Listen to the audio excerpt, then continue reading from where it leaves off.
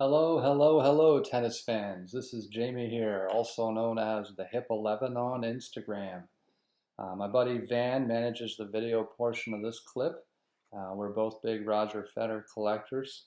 We plan on bringing some content to YouTube to educate collectors on the hobby. Generally, we think tennis is pretty undervalued, at least in my opinion. Doesn't really seem to get the same interest as the other, major four sports like NFL, NHL, NBA.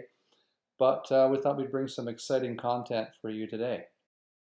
All right, so what we're trying to figure out today is what is Roger Federer's very first card? If you collect tennis, you're probably well aware of the 2003 Net Pro Series, but there's actually some cards that predate this. There's actually a sticker from the year 2000 in the Tennis Plus French magazine. Included in this magazine is also an early card of Serena Williams, which can fetch thousands if you're lucky enough to get it. Let's move on to 2001 though.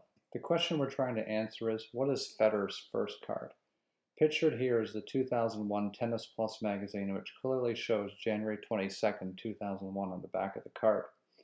This card was found within the January issue of Tennis Plus magazine, and from the data on the back of the card in front of the magazine, it's pretty clear that this was released in late January of 2001.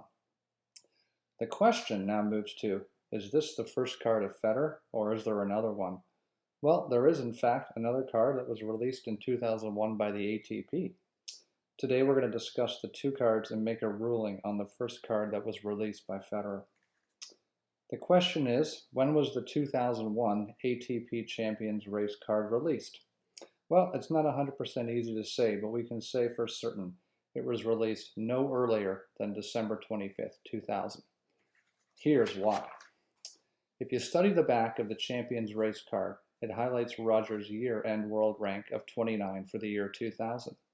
A quick check of Wikipedia, which highlights the top 20. We can't see Federer's ranking here as he is outside the top 20. However, there were other cards in the ATP Champions Race set, such as Safin and Curtin, whose year-end ranks on the back of their cards match up to Wikipedia.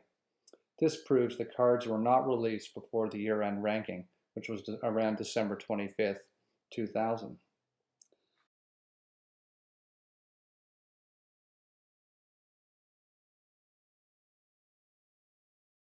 When we check the 2000 Tennis Plus magazine from the month of December, there is an ad campaign called New Balls Please, and we can clearly see images of the players that make up the 2001 ATP Champions Race card set.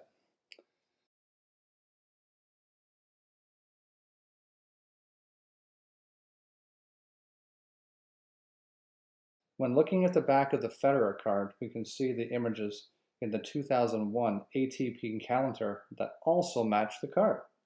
Also, when reviewing the calendar, it's likely the calendar was available before the year 2001 so that people could use it before January.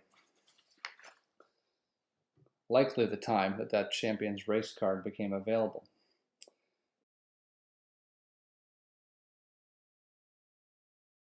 The 2001 ATP Champions Race set also came with a 2001 schedule card, and to serve the purpose of the card, it was likely released prior to the start of the first event of the season. So, with all this being said, which card do you believe was released first? Let's review our information. The back of the Champions Race card clearly says 2001, and the pictures being available in the December issue of Tennis Plus magazine. The images in the 2001 ATP calendar, as well as the schedule card being released as part of the Champions Race set. After reviewing all that information, we feel a clear winner is the 2001 ATP Champions Race card being released before the January Tennis Plus magazine, which was released in late January.